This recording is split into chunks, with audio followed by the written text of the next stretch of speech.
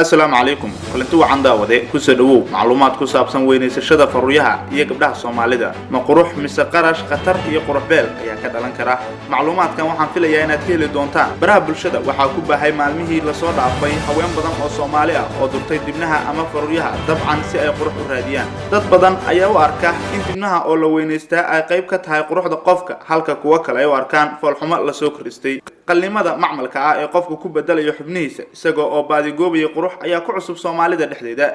weynaysashada dibnaha ayaa muddooyinkii dambe aad ugu baahday dunida oo dhan iyadoo oo warbixino laga sameeyay tilmaamayaan in dhalinyar badani ay hawsha galeen dadka caanka ah ee baraha bulshada isticmaala ayaa ah kuwa ugu badan ee sameeyay arrinkaas dhalinyartaasuna ay ku dayanayaan mid ka mid ah gabdhaha isticmaalay Filson ayaa warbaahinta maxalliga u sheegtay weligay waxaan jeclaa inaan weynaysto faruuryahayga maanta waan ku faraxsanahay in faruuryaha la ii weyneeyay waxaan dareemayaa qurux aan hore u lahayn markii hore faruuryo yar ayaan qabay hadda kuwa qurux badan ayaan helay Filson oo ah gabar ku nool magaalada Muqdisho ayaa maalmihii la soo dhaafay qalin loogu sameeyay faruuryaheeda waana loo weyneeyay sida muuqaalka ka muuqata qurux ayaan ahay ayay tiri wallahi horta aniga dooqeyga weeyaan cidi ku dhiirigelisay ma jirto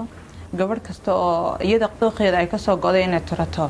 waxaan leeyahay wax dhibaato aniga ma dareemin mana laha oo dareemaya wax dhibaato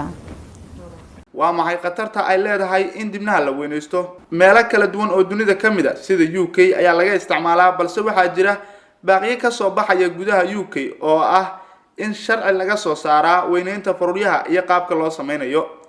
dadka qaar ayaa ka cabanaya khatarta ka soo gaadhay waxay gaadhay heer ay faruurteedu dhab ahaantii bilowday inay karto aad bay uga xumaatay runtii Kanabier ayaa iyana sheegtay inay qaaday cuqdad kadib markii ay muddooyin fara badan aysan ka bixin gurigooda xanuun awgi waxaana ay raacisay in halkii ay qurux raadinaysay ay foolxumo isu horseeday qaar ka mid ah khibrada hormuudka ka ah warshadaha bilicsanaanta ayaa hadda ku baaqay in xeerar adag laga sameeyo dawooyinka maqaarka tusaale ahaan dawladda gobolka Welsh ee dalka UK waxay sheegtay in ay muhiim tahay in mustaqbalka laga tashadaa in ruqsad la siiyo dadka ku shaqeeya hawshaas waqti xaadirkan ma jiro sharci ka jira Soomaaliya iyo dalal badan oo adduunka ah oo sheegay in la joojiyo shaqadan qiimo intee leeg ayay ku kacdaa in dibnaha la weynaysto ama la durto iyadoo ku xiran xadiga magaalada aad joogto weynaysashada iyo duritaanka dibnaha ayaa ku kici kara meel kasta 500 ilaa $1,000 haddii aad ku nooshahay magaalo weyn sida New York ama Los Angeles waxaad filan kartaa inaad bixiso ilaa $2,000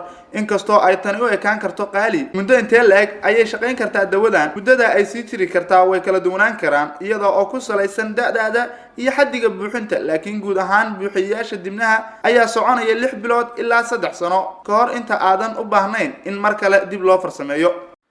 subscribe sar channelka Warsan Media Group sina share garee si uu gaaro muuqaalkan saaxiibo badan oo adiga kala ah mahadsanid daawade wixii talo iyo tusaale ahna comment-iga nagu reeb